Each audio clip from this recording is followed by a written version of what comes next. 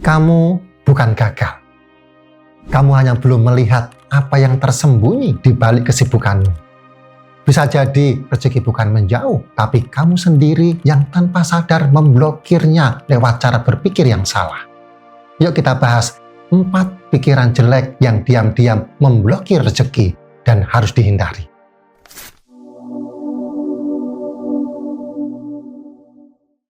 Kita sering merasa rezeki terhalang karena nasib, orang lain, atau keadaan.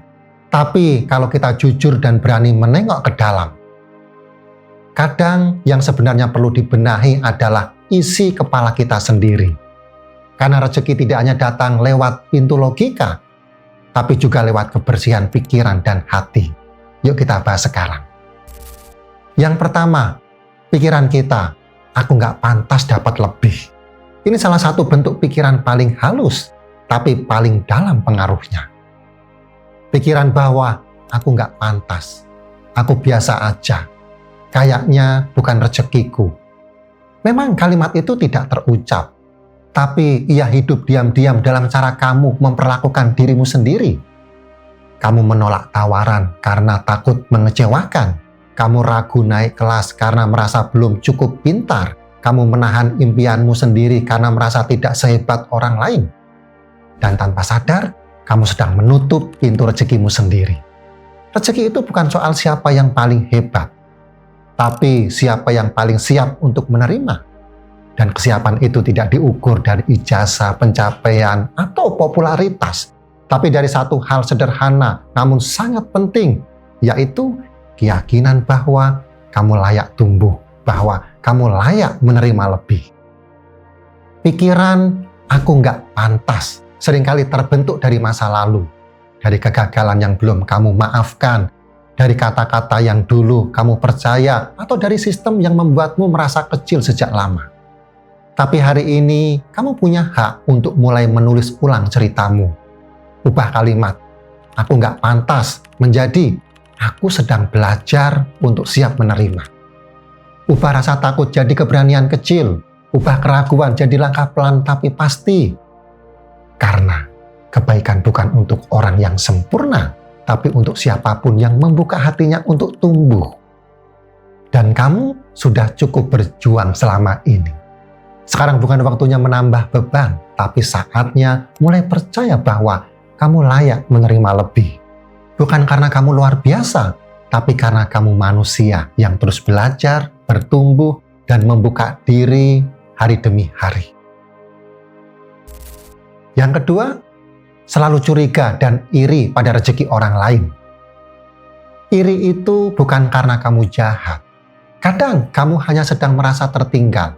Sudah berusaha keras, tapi belum kelihatan hasilnya. Dan saat lihat orang lain melesat, hatimu mulai goyah. Tapi hati-hati. Kalau kamu terlalu sering menoleh, kamu bisa kehilangan arah.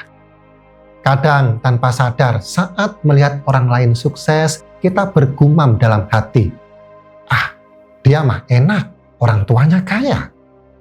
Ya wajar sukses, dia kan punya koneksi. Pasti ada orang dalam, makanya cepat naik. Kalimat-kalimat itu bisa keluar tanpa kita sadari, seolah jadi cara untuk menenangkan hati yang merasa tertinggal. Tapi justru disitulah jebakan tersembunyi. Ketika kita terlalu sering curiga pada rezeki orang lain, kita bukan hanya sedang menciptakan jarak, kita sedang mengirim sinyal ke dalam diri.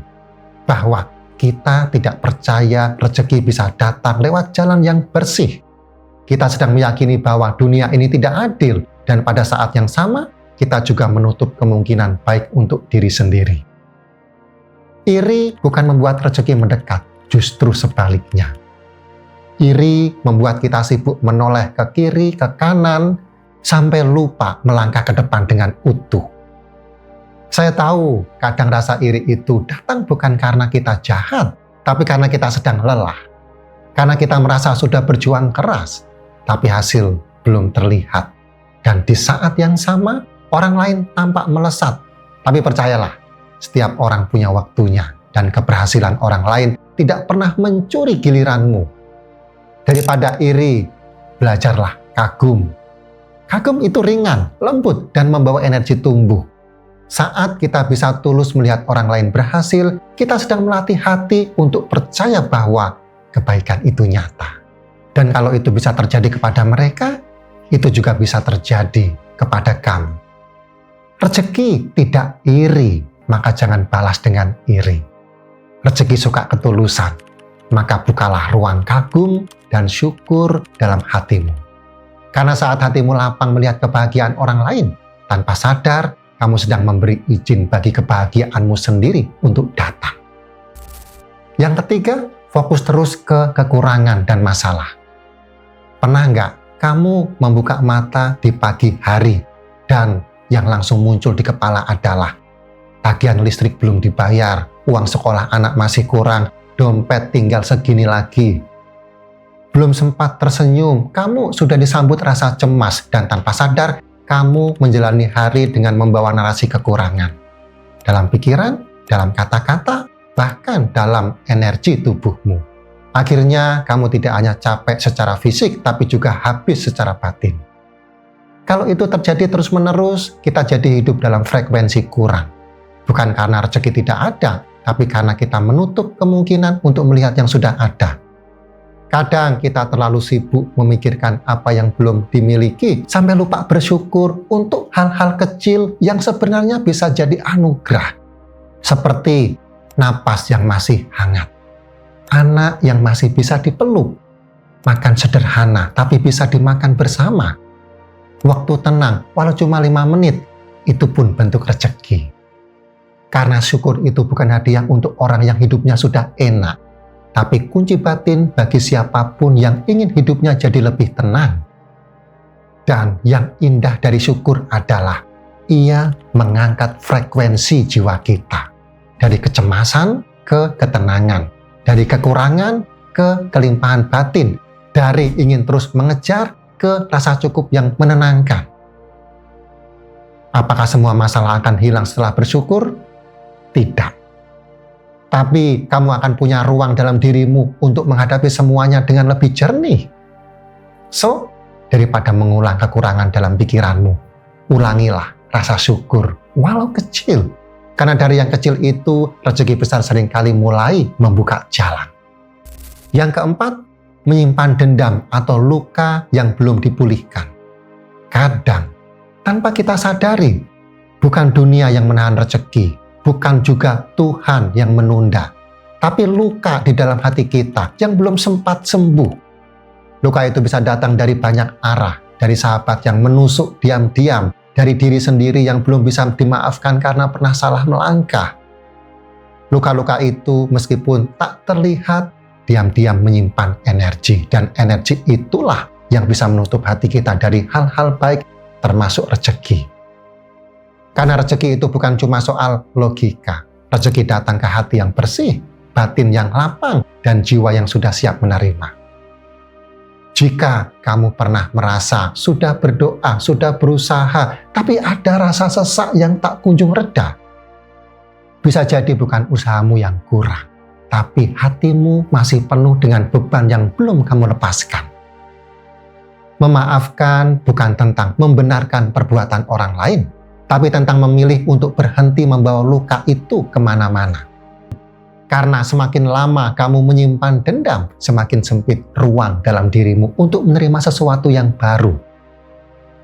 Saya tahu memaafkan itu nggak mudah, butuh waktu, butuh keberanian, tapi justru itulah langkah pertama yang membuka jalan pulang bagi rezekimu untuk datang.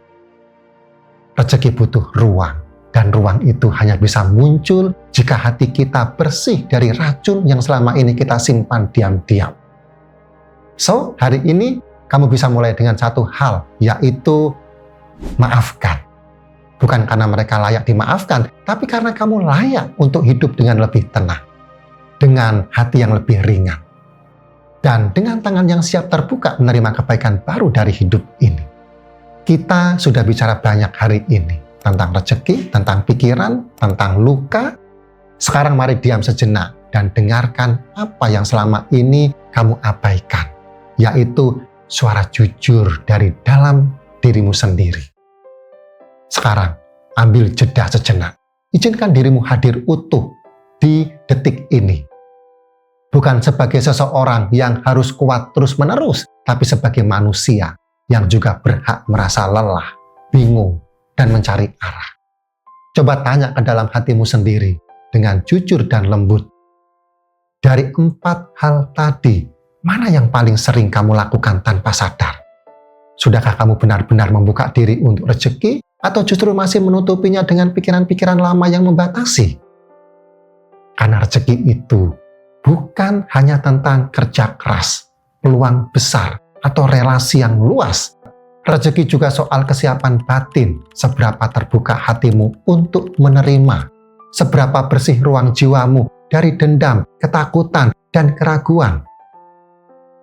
Kadang, kamu sudah berada di depan pintu kebaikan, tapi kamu sendiri yang tak sadar bahwa tanganmu masih mengepal, bukan terbuka. Bahwa hatimu masih menyimpan luka, bukan lapang. Dan bahwa pikiranmu masih dipenuhi suara lama yang terus berkata, aku tidak layak. Tapi hari ini, kamu nggak perlu jadi sempurna dulu untuk mulai menerima. Kamu hanya perlu mulai memilih dengan sadar dan lembut untuk melepaskan hal-hal yang sudah tidak lagi melayani pertumbuhanmu. Mungkin itu rasa iri yang sudah terlalu lama kamu pendam. Mungkin itu kemarahan pada masa lalu yang belum selesai. Atau mungkin itu adalah kebiasaan kecil yang membuatmu terus merasa kurang. Apapun itu, kamu bisa mulai hari ini dengan satu niat baru. Aku ingin hidup lebih lapang. Aku ingin menjadi pribadi yang siap menerima rezeki dengan hati yang bersih dan terbuka. Karena semakin kamu membersihkan batinmu, semakin lapang jalur rezeki yang akan mengalir ke hidupmu. Dan satu hal yang penting untuk kamu ingat, Tuhan tidak pernah pelit rezeki. Yang sering tertutup hanyalah hati kita sendiri. So, mulai hari ini, jangan hanya bekerja lebih keras, tapi juga hiduplah lebih sadar, karena saat hati dan pikiranmu selaras, kebaikan pun akan lebih mudah menemukan jalan pulangnya ke hidupmu. Kalau video ini membuat kamu merasa lebih ringan dan tercerahkan, klik like dan bagikan ke orang-orang yang kamu sayangi. Tulis di kolom komentar, pikiran negatif apa yang ingin kamu lepaskan hari ini. Dan kalau kamu ingin belajar lebih dalam untuk membangun kekayaan batin dan membangun energi positif, saya undang kamu bergabung di program Success Blueprint Mastery, sebuah perjalanan kesadaran dari luka menjadi kelapangan, dari cukup menuju kelimpahan.